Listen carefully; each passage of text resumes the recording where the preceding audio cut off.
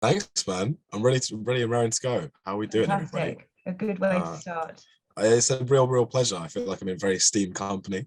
It's great to see this kind of thing. I think we're talking today about rebuilding. We're talking today about fortifying and learning how to come together in order to grow through these difficult periods. And I think even the nature of doing this sort of thing it's very appropriate, because this is, I think, as I'm going to kind of mention as I chat with you guys, that's been a really integral part of it for me as well, in terms of working with other people and learning how to really shake hands with people and how to really communicate with people and learn from people in order to get better, in order to be happy, which I think is a really important part of being able to rebuild and being able to be resilient, to find happiness in those small moments. So let me share some slides here.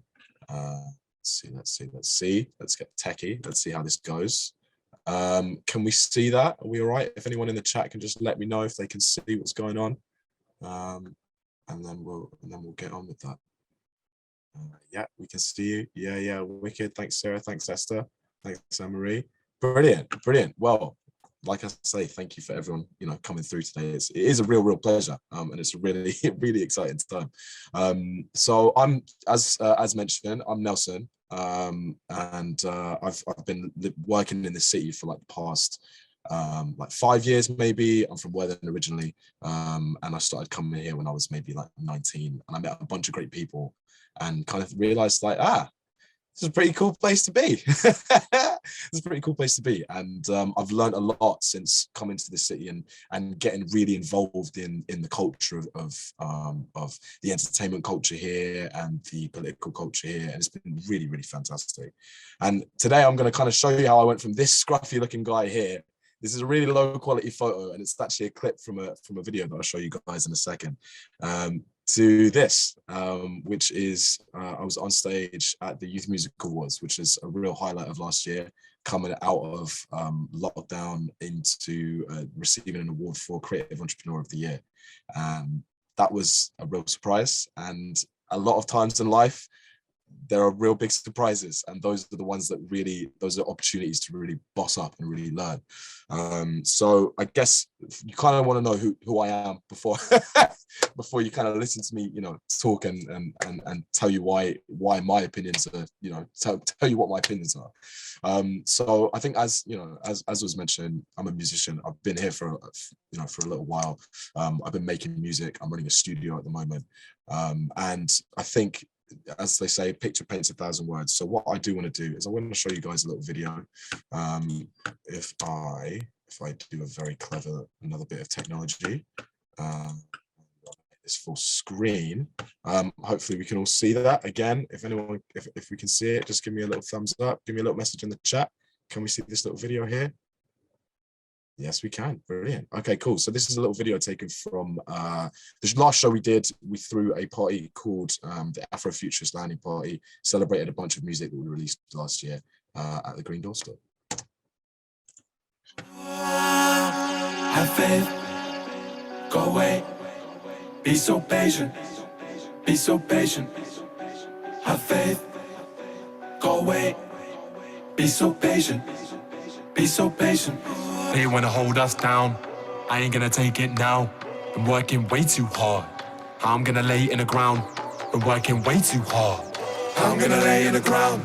Been working way too hard, how I'm gonna lay in the ground. They wanna hold us down and I've seen it. Stay on my path and the route been scenic, I mean it. My journey been fire, my phoenix fall, then I rise to defeat it. Crazy what I seen on the way, believe it. Cling to my dreams all day, I need it. I got a need to create, so I stand on the stage and I pray.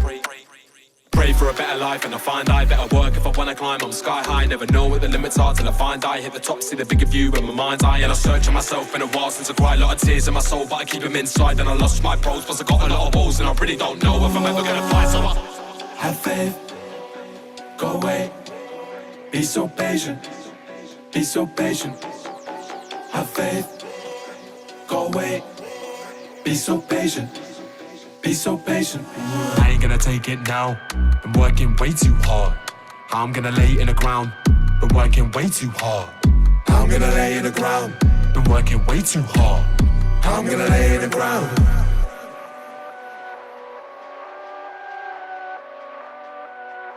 I'm gonna lay in the ground.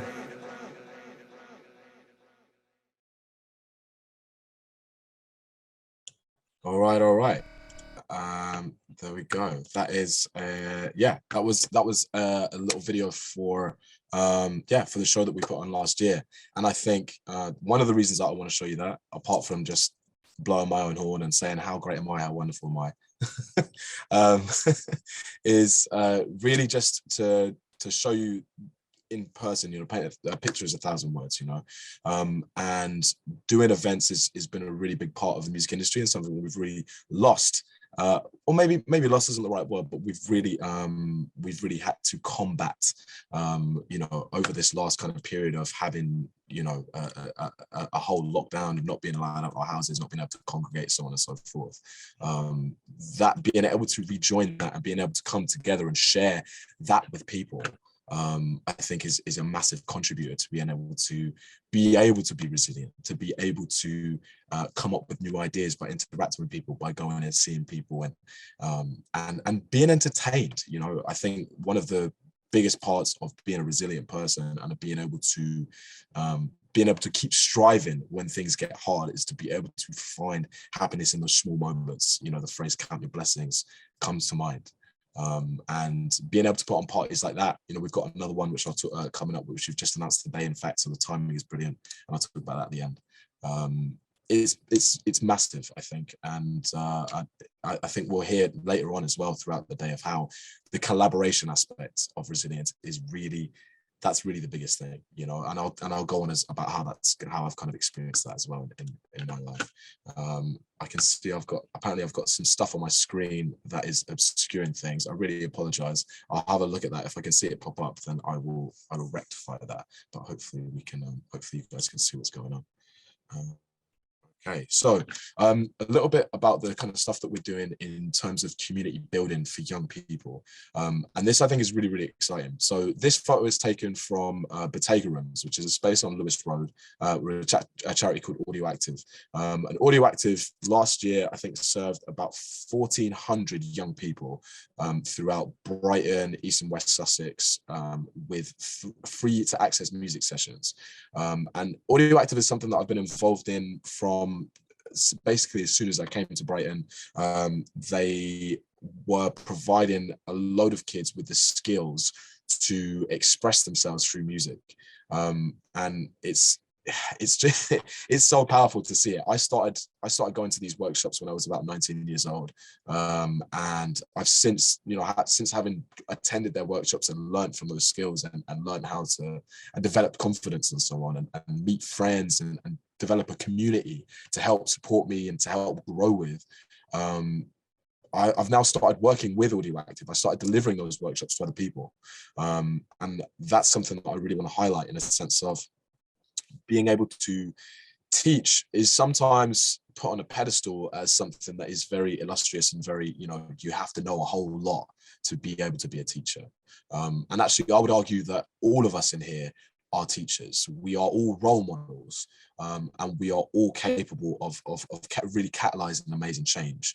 And that's something that I really espouse in my music. That's something that I really espouse in my day-to-day. I run a podcast called Trust Your Journey, which is all about speaking to people and learning from them, learning from their anecdotes, learning from their stories, learning from their mistakes, learning from their successes, and understanding what is it about you that is the key, some of the keys to your success. I don't think there's any one key to anyone's success. I think it's all a bunch of factors, right? It's all a bunch of things coming together. And the way this relates to teaching is when you teach people, when you sit in front of people and you listen and you work out what they're struggling with, and you make an effort to understand that, and you show listening skills, you're doing something really important, which is showing your awareness, and you're showing someone that you care, and you're showing someone that they have value. You're demonstrating to someone that they have value. And if I go back to what we're doing with Audio Active here, the reason that this is powerful, the reason why helping young kids, especially young kids, with things like tools of expression, with self-confidence, and showing them role models, is because these are the people who grow up to then lead the charge. You know, we're talking about resilience today. And to be resilient, it takes a lot. It takes a lot of foundational investment. It takes a lot of time, as I'm sure a lot of us know. You can't just wake up in the morning and run a marathon. I mean, some people can, but those people who tend to do that kind of craziness, it's not something that I personally do. But it's an emotional game. And those emotional games really take a foundation. They take a wherewithal that is practiced over time. They take, it's discipline. Discipline and boundaries are two of the most foundational elements to being able to go through and have grit in the tough times. And that's something that I think that indirectly we're always showing people, whether it's through, actually teaching someone, I don't know, how to write a rap, or how to write a piece of music, or if it's just listening to someone, and saying, and asking them questions and saying, how have you achieved these successes? Well done. The so-called grandmother syndrome, which I don't know if you guys have heard about, but is the grandmother syndrome, or effect rather, where the simple act of being able to present your work to someone who cares without need for criticism or critique, even when it is constructive, being able to display your achievements is really, really, really powerful. And I think the link between teaching and collaborative working is just unparalleled in helping people become resilient human beings. And let's face it, as a community, the more resilient we are individually, the more resilient we can be together. This is me here. This, again, I really apologize. Some of these pictures are a bit low res, but I feel like I'm getting the point across. This is actually a photo in where I'm sat right now, and this snazzy background might be hiding it. You can maybe see, I don't know, you can't see at the moment behind me, but this is a studio that I opened in May of last year, which was a massive turning point for me, because all of a sudden I had a place to work that was not my house. All of a sudden I had a place where I left the house to arrive and sit down and create. And that's a really, really wonderful thing. Not everyone can do that, and it took me a long time to get here. And the thing I really want to preach with this picture, I opened my doors thinking I was probably going to charge people for engineering, for coming into my studio. I can help make you make a record. I'm a producer. I can record you. I can make some instrumentals for you, so on and so forth. And I'll make some money, and then I'll be able to pay for my studio. And actually, that's the opposite of what happened. Since I've opened the studio, the amount of people that I've charged to come and make music here is tiny. The amount of people that I've invited into this space with an open door policy and sat down with and had conversations with and collaborated with is enormous. And the thing that I think I've learned the most from all of this work is that everyone's story they have to tell. People are so resilient. People are going through crazy things. When they sit down in this chair next to me and we're here to make records, they have things that they want to get off their chest, just like they do in the podcast. And the conversations that you end up having with people and the things that they then put into their music or into their art, whatever form they have, into their culture, into their daily lives, it's gorgeous. It's absolutely wonderful, and it's inspiring. And I think that's something that I really, really believe in, and I've learned, since over this period, is we can easily find ourselves thinking that we need more unnecessarily because we're unhappy with what we've got, or thinking that we need more because when we look at someone and we compare ourselves and we say, oh, that this person's doing so successful at such a young age, or has achieved such wealth, in such a short amount of time. I'm really, it's not fair, right? And that's bitterness, and it's really corrosive. And what I've learned from opening these doors to my little spaceship here in Elm Grove, what I've learned here is that when you look at others and you're able to open your heart as well as your doors, and you're able to look at those people and say, there's something special about you. Just as there's something special about me, there is something special about all of us. I can learn from that, and I can allow myself to feel happy, not only for you, for someone who is succeeding. I can allow myself to feel happy that I know you, that I can see you, that I can interact with you, and to see that your story is possible. And if your story is possible, then mine can be too. Because Lord knows that there are times in life when we will want to pack up and go home and quit. And sometimes we do pack up and go home. We don't necessarily quit, but we might go home and feel like we're worthless. And that's that's part of those dark nights of the soul of any journey worth taking. And I think what can happen, the way we can fortify, share and fortify, is by listening and growing and teaching ourselves and guiding ourselves and looking around us in our environments and taking those success stories to heart, and taking those success stories and saying, everything is possible. It's to quote a great organization, it's always possible. Everything that we think of, it can be done. It's about your lengths you're willing to go to. It's about the determination you're willing to put in. And that really is where that resilience comes from, that determination and patience of making sure that you can go through those difficult times and you can stick it out, because it's really not a matter of if, it's a matter of when. And when we say when, we mean it could be in 5 days, it could be in 5 months, it could be in 5 or 50 years. It depends how committed we can be to those individual moments, that journey.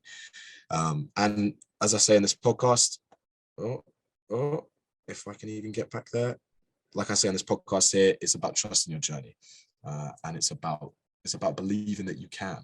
And the way to do that, look around you, take up in your environment, and enjoy yourself. Enjoy yourself on that road, and I think you'll be just fine.